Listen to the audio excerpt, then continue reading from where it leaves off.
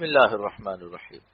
روح کی بیماریاں اور ان کا علاج۔ شہوت نفسانی اور بدنگاہی سے متعلق نفس کی شرارتوں کے چند نمونے مع ہدایت۔ نمبر 1، ایک حاجی صاحب نے مکہ شریف میں کہا کہ انڈونیشیا کی کم عمر لڑکیاں بڑی تعداد میں سفید برقعے پہنے ایک طرف کو بیت اللہ میں اس طرح جمع ہو کر بیٹھتی ہیں جیسے بہت سی سفید کبوتریاں بیٹھی ہوں اور ان کے چہروں پر بڑا ہی نور معلوم ہوتا ہے۔ احقر نے کہا حاجی صاحب توبہ کیجئے، یہ تو نفس کی بڑی خفیہ شرارت ہے۔ ان نامحرم لڑکیوں کے چہروں پر نور کا پتہ لگانے کے بہانے سے شیطان نے آپ کو بدنگاہی کے فعل حرام میں مبتلا کر دیا۔ ان کو اتنے اہتمام سے دیکھنا، ان کے چہروں کی نورانیت کا پتہ لگانا، یہ سب کب جائز ہے؟ آپ کو کعبہ شریف میں اور لوگوں کے چہروں پر نور نظر ہی نہ آیا، انہوں نے فوراً توبہ کی اور نفس کی مکر کو سمجھ گئے۔ نمبر 2، حکیم الامت تھانوی رحمۃ اللہ علیہ فرماتے کہ زندگی میں جس نامحرم کی طرف میلان نفسانی کا احساس نہ ہو اور اس کے انتقال کے بعد بہت صدمہ محسوس ہو اور بار بار اس کی یاد ستائے تو سمجھ لینا چاہیے کہ اس سے نفس کا تعلق ضرور تھا، اگرچہ خفیف اور کم درجے کا تھا، جو اس کی موت اور جدائی سے تیز ہو گیا، فوراً استغفار کرنا چاہیے۔ نمبر 3، بدنگاہی کا جس قدر شدید تقاضا ہوتا ہے اسی قدر اس کو روکنے میں نور بھی قوی قلب میں پیدا ہوتا ہے، اور سالکین کا سلوک اسی مجاہدے سے طے ہوتا ہے، ورنہ حق تعالیٰ تو ہماری رگے جان سے بھی قریب تر ہے۔ پھر ان کا راستہ چلنے اور طے کرنے کے کیا معنی ہوں گے؟ اکابر مشائخ نے یہی لکھا ہے کہ اللہ تعالیٰ کا راستہ طے کرنا اور قرب الہی حاصل کرنا اسی طور پر ہے کہ اپنی خواہشات کو مجاہدات سے توڑ کر احکام الہی کے تابع کر دے، بس اس طرح ہر وقت قرب بڑھتا رہتا ہے۔ نمبر 4، حضرت حکیم الامت تھانوی رحمۃ اللہ علیہ کے ارشاد ہے کہ جب جسم کو خدا کے راستے میں تکلیف ہوتی ہے تو روح میں نور پیدا ہوتا ہے، بس بدنگاہی کے تقاضوں سے رکنے میں دل کی تکلیف کے ساتھ ساتھ روح میں نور پیدا ہوتا ہے۔ کسی صاحب ذوق کا خوب شعر ہے، میں کدے میں نہ خانقاہ میں ہے، میں کدے میں نہ خانقاہ میں ہے، جو تجلی دل تباہ میں ہے، جو تجلی دل تباہ میں ہے۔ نمبر 5، کبھی سامنے چہرے سے تو آدمی آنکھیں بچا لیتا ہے مگر پھر پیچھے سے اس کے لباس یا کسی عضو پر نظر ڈال کر لطف لیتا ہے، اس سے بھی احتیاط چاہیے۔ نامحرم کا جسم اور لباس بھی نہ دیکھنا چاہیے اور کوتاہی پر استغفار کرنا چاہیے۔ نمبر 6، عورتوں سے گفتگو کے وقت نفس اپنی آواز کو نرم کر کے بات کرتا ہے تاکہ اس کے دل کو خوش کرے، یہ بھی گناہ ہے۔ اس طرح حسین لڑکوں سے بھی بات چیت میں نرم لہجہ میلان نفس سے اختیار کرنا گناہ ہے۔ نمبر 7، کبھی پوری نظر سے آدمی نہیں دیکھتا لیکن گوشہ چشم سے دیکھ کر کچھ مزہ لے لیتا ہے، یہ عمل بھی دل کو خراب کرتا ہے اور گناہ ہے۔ نفس کی ان شرارتوں سے بہت ہوشیار رہنا چاہیے، ذکر و فکر کا محنت سے کمایا ہوا نور ذرا سی غفلت میں ضائع ہو جاتا ہے۔ نمبر 8، بدنگاہی سے بچنے کے وقت بعض لوگ نگاہ تو نیچی کر کے آگے بڑھ جاتے ہیں مگر دل اس کے ساتھ ہوتا ہے، یعنی دل میں اس کے تصور سے لطف لیتے ہیں۔ اس لیے بزرگوں کا ارشاد ہے کہ نگاہ چشمی کی حفاظت کے ساتھ نگاہ قلبی کی بھی حفاظت کا اہتمام ہونا چاہیے، یعنی قلب کو بھی اس سے ہٹا لے اور کسی دوسرے خیال میں مصروف ہو جاوے، اور سب سے بہتر ذکر الہی میں مشغول ہو جانا ہے۔ خلاصہ یہ ہے کہ نگاہ چشمی اور نگاہ قلبی کو بیک وقت ساتھ ہی ساتھ دور کر لے۔ نمبر 9، حدیث پاک میں گناہوں سے دوری اللہ تعالی سے اتنی مانگی گئی ہے جتنی دوری کے مشرق اور مغرب میں ہے۔ بزرگوں نے فرمایا کہ عورتوں سے اور لڑکوں سے اختلاط اور بالخصوص تنہائی میں میل جول اور بات چیت کرنے والے ان کے فتنے اور گناہ میں ایک نہ ایک دن مبتلا ہو ہی جاتے ہیں۔ بالخصوص سالکین کو شیطان اکثر 2 صورتوں سے خراب کرنے کی کوشش کرتا ہے، یا تو بڑائی دل میں لا کر تکبر کی لعنت میں مبتلا کر کے خدا سے دور کر دیتا ہے، یا پھر عورتوں یا لڑکوں کے عشق میں مبتلا کر کے تباہ کر دیتا ہے، اور یہ ابتلا بہت آہستہ آہستہ رفتار سے کرتا ہے، یعنی پہلے غیر محسوس طور پر کسی حسین کی آنکھوں سے متاثر کر دیتا ہے، پھر آہستہ آہستہ اختلاط میل جول بڑھاتا ہے اور یہ سمجھتا ہے کہ صرف دل بہلانے میں کیا مذائقہ ہے، گناہ نہ کریں گے۔ لیکن جب زہر عشق آہستہ آہستہ دل پر چھا جاتا ہے تو پھر بقول حضرت سعدی شیرازی رحمۃ اللہ علیہ کے جب کیچڑ زیادہ ہو جاتی ہے تو ہاتھی بھی پھسل جاتا ہے، پھر بدعملی کا نمبر بھی آ جاتا ہے۔ نمبر 10، حضرت حکیم الامت تھانوی رحمۃ اللہ علیہ نے ایک حکایت لکھی کہ ایک صاحب جو مرید حضرت حاجی صاحب رحمۃ اللہ علیہ سے تھے، بہت بوڑھے آدمی تھے، تھانہ بھون خط لکھا کہ آپ تعویذ دے دو، ایک نوجوان سے محبت ہے، وہ آج کل ناراض ہے، دل گھبرا رہا ہے، اسی سے دل بہل جاتا تھا۔ حضرت تھانوی رحمۃ اللہ علیہ نے جواب ارقام فرمایا کہ توبہ کیجئے، یہ نفس کی شرارت ہے، کسی حسین نوجوان سے دل بہلانا حرام ہے، اور ارشاد فرمایا کہ جس خوبصورت نوجوان سے گفتگو میں نفس کو لذت ملنے لگے فوراً اس سے دور ہو جانا چاہیے کہ نفس کا حصہ ہوگا اور ظلمت کا سبب ہوگا۔ نمبر 11، ایک تاجر پارچہ فروش ادھیڑ عمر کا آنکھوں میں گہرا سرما لگائے ہوئے ہر خریدار عورت کو للچائی نظر سے دیکھتا ہوا خالہ اماں کہہ کر بات کرتا تھا، تو واضح ہو کہ کسی اجنبیہ اور نامحرم عورت کو خالہ اماں کہنے سے وہ نہ خالہ ہو جاتی ہے نہ اماں ہو جاتی ہے، یہ محض اپنے نفس کو دھوکہ دینا ہے اور شرارت نفس کا بہانہ ہے۔ اس طرح عورتیں بھی دھوکہ کھا جاتی ہیں کہ اس کی نیت بری کیا ہو سکتی ہے، یہ تو خالہ اماں کہہ رہا ہے، خدا کی پناہ یہ سب فسق و فجور اور گناہ کے سوا کچھ نہیں۔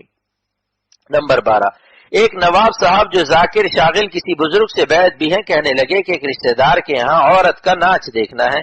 ان سے ان کے دوست نے کہا کہ آپ ذکر بھی کرتے ہیں اور یہ فعل ناجائز اور حرام بھی کرتے ہیں، اس سے آپ کے ذکر کا نور سب ضائع ہو جاوے گا۔ کہنے لگے صاحب واہ، آپ ذکر کی طاقت اور نور کی توہین کر رہے ہیں،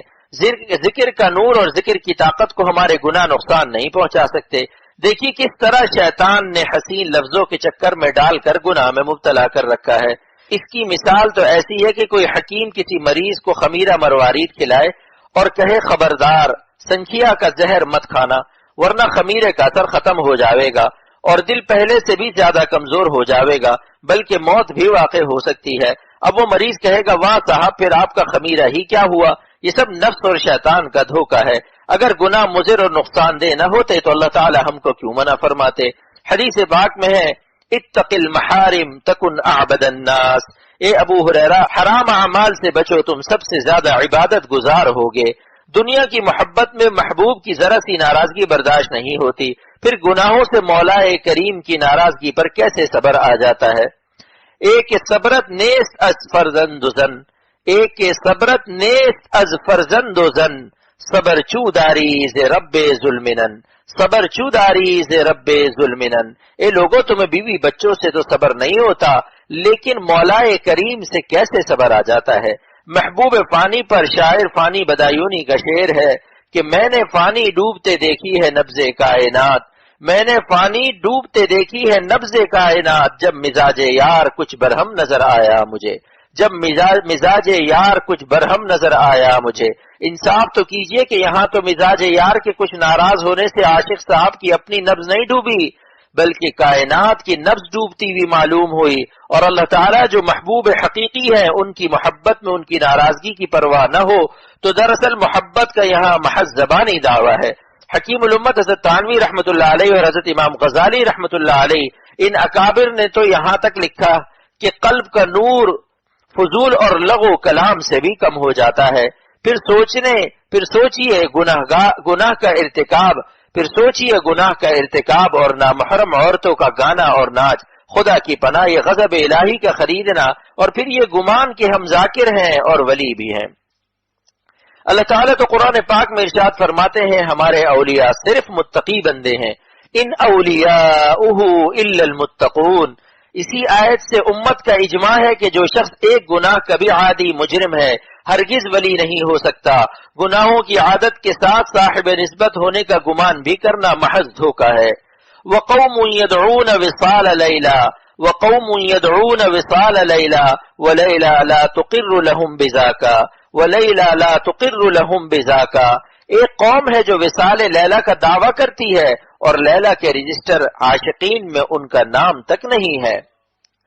داڑھی غیر شریف، پاجامے سے ٹخنے ڈھکے ہوئے، نماز با جماعت کا اہتمام نہیں اور وظیفوں کا نشہ چھایا ہے کہ ہم درویش اور تصوف کے امام ہیں، اور اگر ان سے دم اور پھونک سے کوئی مریض اچھا ہو گیا یا کوئی دعا قبول ہو گئی تو پھر تو انہیں اپنی ولایت اور فقیری کے کمال پر پورا یقین ہو جاتا ہے۔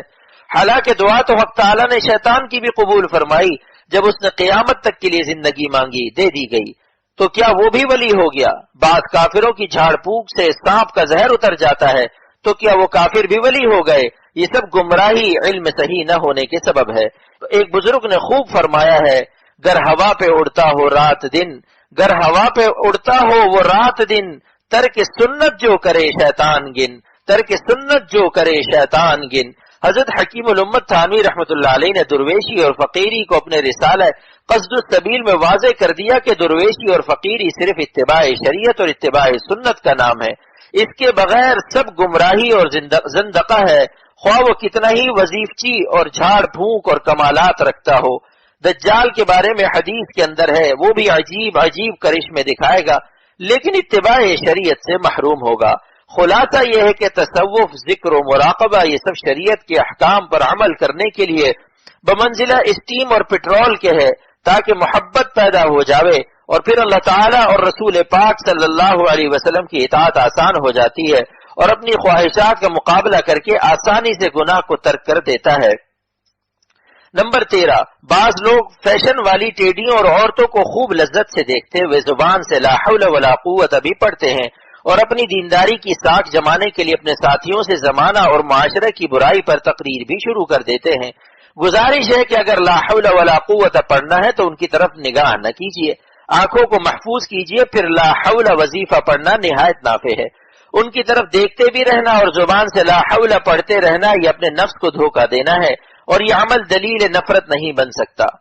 نمبر 14، اگر آنکھوں کو ایک بار غلط استعمال کیا گیا تو پھر ہر عورت کو دیکھتا ہی چلا جائے گا، کیونکہ ایک نافرمانی دوسری معصیت کے لیے سبب بن جاتی ہے، جیسے ایک نیکی دوسری نیکی کا ذریعہ بن جاتی ہے۔ مثلا ایک شخص گھر سے باہر نکلا اور اپنی آنکھوں کو محفوظ رکھتا ہے، لیکن ایک بار دیکھ لیا تو پھر قوت روکنے کی کمزور ہو جاتی ہے، اور پھر مشکل سے بچ سکے گا اور تمام دن گناہوں میں ملوث رہے گا، جیسے بریک فیل ہو جانے سے گاڑی ہر جگہ ٹکر کھاتی ہے۔ نمبر 15، کبھی آدمی اپنی آنکھیں تو بچا لیتا ہے اور کئی روز تک آنکھیں محفوظ رکھتا ہے، پھر شیطان یہ تدبیر اختیار کرتا ہے کہ اس کے پچھلے گناہوں کا لطف یاد دلاتا ہے اور سینے کی خیانت میں مبتلا کر دیتا ہے، اور جب ماضی کے گناہوں کا تصور اور لطف اس کے دل کو خیانت صدر کے فعل حرام کی ظلمت سے خراب کر دیتا ہے، تو دل کے خراب ہونے سے تمام اعضاء خراب ہو جاتے ہیں، کیونکہ دل بادشاہ ہے، دوسرے تمام اعضاء اس کے تابع ہیں۔ حدیث پاک میں کہ انسان کے اندر گوشت کا لوتھڑا ہے، جب وہ صالح ہو جاتا ہے تمام اعضاء صالح ہو جاتے ہیں، اور جب وہ خراب ہو جاتا ہے تمام اعضاء سے خراب اعمال صادر ہونے لگتے ہیں، اور وہ قلب ہے۔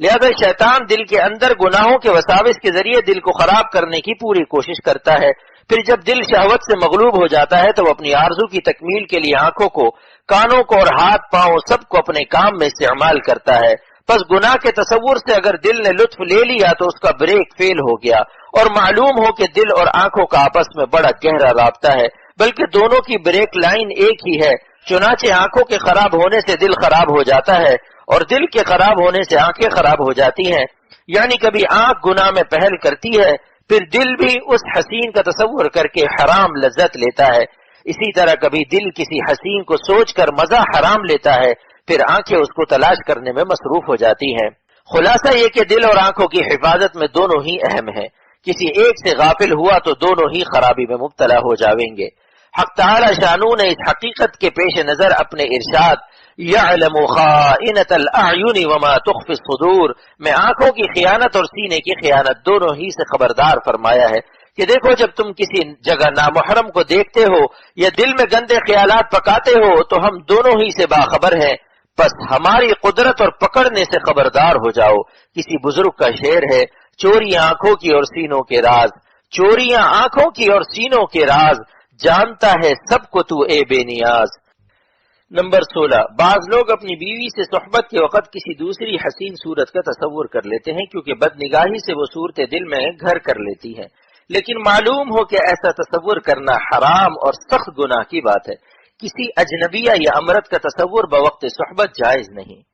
نمبر 17، بعض لوگ پہلی نظر اس نیت سے ڈالتے ہیں کہ دیکھ لوں، اگر یہ لڑکا زیادہ حسین ہوا تو آئندہ نہ دیکھوں گا، اور اگر معمولی حسن ہے تو پھر نہ دیکھنے کا مجاہدہ کیوں اٹھاؤں۔ یہ تفتیش حسن بھی شیطان کا ایک باریک دھوکہ ہے۔ زیادہ حسن ہو یا تھوڑا، اجنبیہ اور امرت سے ہر حال میں آنکھوں کی حفاظت کرنی چاہیے، کیونکہ قبل تفتیش مجاہدہ بھی آسان ہوتا ہے، اور بعد تحقیق مشاہدہ معلوم ہوا کہ بلا کا حسن ہے اور دل متاثر ہو گیا تو پھر مجاہدہ بھی سخت کرنا ہوگا، اور اس مشاہدہ کا گناہ الگ ہوا، تو عافیت کی راہ کو چھوڑ کر سختی اور مصیبت کی راہ اختیار کرنا کس قدر نادانی اور حماقت ہے۔ نمبر 18، بعض لوگ بیوی کے انتقال کے بعد بھی رات کی تنہائی میں اس کا تصور شہوت کے ساتھ کرتے ہیں اور سابقہ جماع وغیرہ کا نقشہ قصدن کھینچتے ہیں، تو معلوم ہونا چاہیے کہ بیوی کے مرنے کے بعد حکم میں اجنبی یا عورت کے ہو جاتی ہے۔ قصدن اس کے تصور سے شہوت کی تشنگی بجھانا جائز نہیں، البتہ بدون قصد خیال آ جاوے تو معذور ہے، کیونکہ ایک عمر اس کے ساتھ بسر ہوتی ہے۔ نمبر 19، حضرت حکیم الامت تھانوی رحمۃ اللہ علیہ نے لکھا ہے، بعض لوگ اذیت دے کر کہتے ہیں معاف کرنا میرا ارادہ تکلیف دینے کا نہ تھا۔ اس پر ارشاد فرمائے کہ ایذا رسانی کے گناہ سے بچنے کے لیے عدم قصد ایذا کافی نہیں بلکہ قصد عدم ایذا ضروری ہے، یعنی تکلیف پہنچانے کا ارادہ نہ ہونے سے کام نہیں چلے گا، قیامت کے دن گرفت ہوگی، البتہ ارادہ ہونا چاہیے کہ مجھ سے کسی کو تکلیف نہ پہنچے۔ پہلی صورت میں غفلت ہوتی ہے اور دوسری صورت میں اہتمام سے آدمی فکر رکھتا ہے کہ میری ذات سے کسی کو تکلیف نہ ہو۔ اس کلیہ کے تحت احقر مؤلف رسالہ عرض کرتا ہے کہ بدنگاہی کے مسئلے میں عدم قصد نظر کافی نہیں، قصد عدم نظر ضروری ہے، یعنی دیکھنے کا ارادہ نہ ہونا ضروری ہے۔ متعدد اجنبیہ عورتوں اور خوبصورت لڑکوں سے آنکھوں کو ناپاک کرتے رہنے سے ارتکاب جرم کے الزام سے نہ بچ سکے گا جب تک قصد عدم نظر نہ ہو، یعنی اہتمام سے ارادہ کر لے کہ میں کسی غلط جگہ نظر نہ کروں گا۔ نمبر 20،